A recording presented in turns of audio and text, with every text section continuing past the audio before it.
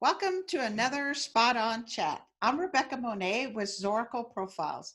Zorakle provides profiling tools for franchisors and for franchise consultants that helps facilitate a right fit between a prospective franchisee and a franchise system. So I have back with me today Christina Chambers. Christina is the Executive Vice President of Franchise Development at InXpress, a business-to-business, home-based franchise that sells global shipping and logistics services. So she has been a franchise development executive for about 20 years. But what I found very fascinating about Christina is that she leads teams and she builds strategies for teams to be more successful. And she has this incredible servant heart, at the same time expecting excellence out of her team. So Christina, welcome back. It's so good to have you here. Thanks, good to be back. So I wanted to highlight that part of you, this the heart of a servant, the servant leader that you are. In an earlier recording we did with you, we saw pieces of it come out, right? But I'm wondering if we could explore more deeply what it means to be a servant leader and how that applies to working with a team of franchise development folks. Sure. Well, I think I've always believed, and I don't know if this was something instilled in me by my parents or other influences through my life, but you should never ask someone to do something that you're not willing to do yourself. Mm-hmm. So that's really my first thought when I think of being a servant leader is, allowing your team to see that if you're asking them to do something, getting down into the nitty gritty, right, you're willing to do it yourself too, and show them the path. But beyond that, really, I'll say that the term servant leadership didn't really come into my life until probably about 10 or so years ago. Maybe a little bit longer than that.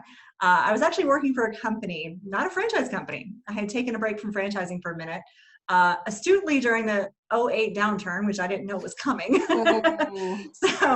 But working for a very, very small startup software company. I had a friend that worked there. They were willing to give me a shot to try it out for a minute. And the whole company culture was based on the book Raving Fans by Ken Blanchard. Yes, I remember that book. Ken Blanchard and I actually serve on a board together. Okay. Yeah. So Ken Blanchard is the reason for my ideal about servant leadership. And I'm a huge fan. I'm a reader. Like, I devour books. I love books. I like fiction books, and I like personal improvement and business improvement books. And so anything by Ken Blanchard I will read now, because Raving Fans changed my life.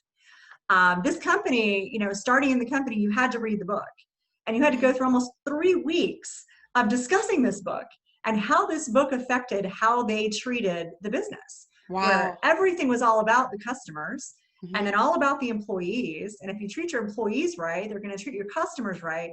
Your profits will follow. So stop looking at your profits, look at your people. Unbelievable, right? All about your people, all about support, all about empathy, all about, being in the trenches with anybody that you even think that you're leading. And that leadership isn't something you can ask for, it's something you're given. And so all of these pieces of advice from Ken Blanchard, which were, we almost had a little cult about it at this company. Mm-hmm. And the culture was unbelievable. It was just amazing. Every single person boat rowing in the same direction. Huge customer. We did the NPS score, Net Promoter Scores. Mm-hmm, mm-hmm. We were in one of the we were in the 80s. For a small software company, we were at the same level as Zappos and UPS and all the rest. And it really was all because of this whole idea of lead your company from a servant leadership mindset. So I was blessed, and I'm one of the few people, I think, in the world really that has had the opportunity to see that in action. I think there's not enough people who are really truly walking that walk. Mm-hmm. And I loved it. And all of us who worked there said, we need to enjoy this and take this, and wherever you go after this, take it with you.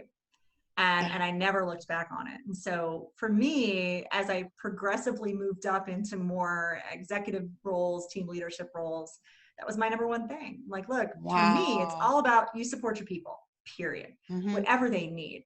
And the numbers are going to come.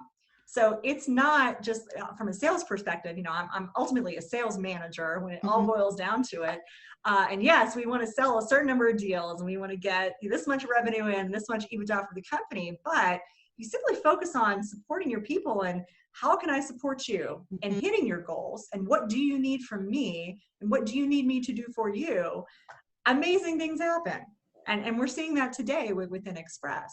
So, I don't know if different people have different definitions of servant leadership, but Mm-hmm. that's, if I can paint you a picture of it, that's my idea of servant leadership. It's getting in there and just supporting your people in any way you can.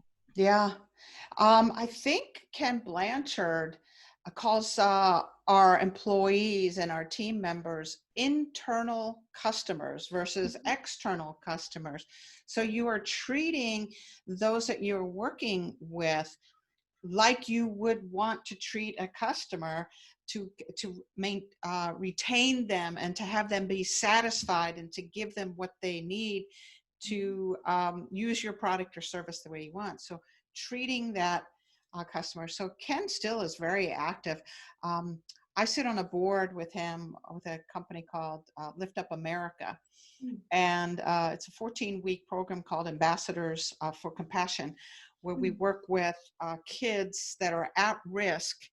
And it's a 14-week course to teach them things like what you were just talking about, everything from empathy to decision-making to forgiveness is a whole process. So Ken has changed the lives of many, but I also like what you just did here again, is you took a philosophy, you embraced it, you became it, and then everywhere you go, you're planting seeds, and others get to observe this servant leadership in action, just like you did when we talked in our last segment with the kids, or the folks rather, that were coming out of the prison system, giving them a second chance by providing a platform of servant leadership.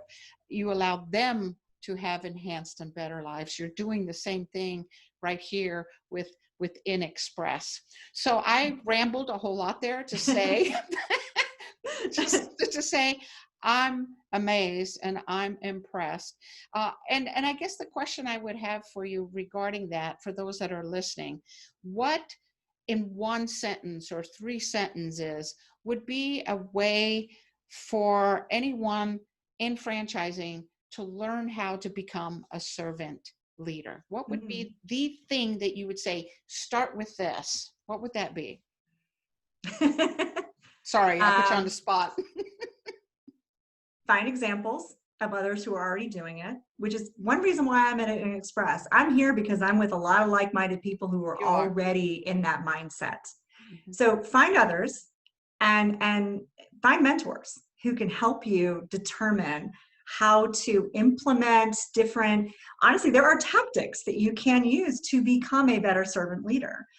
Read. I am a huge believer in reading. I think, I don't remember who said it, but leaders read. Somebody said that, and I love it because it rhymes. Leaders read about it and see the examples of what others have done that you can then, encompass in what you do in your daily life and in the way that you work with your team. And just as with anything else in this life, if you're going to do it right and go all in with it. Say, tell yourself, I plan to be a servant leader, whatever that looks like. I love that. I plan on being. It means I have a learning curve, right? I have a learning curve. I gotta observe others. I'm gonna pick up the raving fans. I'm gonna do my best. I'm gonna make mistakes, but just tell yourself, I'm going to be a servant leader, and that'll. Isn't that amazing what you can set your mind to? Yes. Well, you are indeed a servant leader, no doubt. I've got to observe you through two franchise companies, in both cases where you were just that. So, thank you. And I'm sure InXpress loves having you and the contribution you make. So once again, thank you, Christina. I'm going to have you back for one more Spot On chat. Looking forward to it.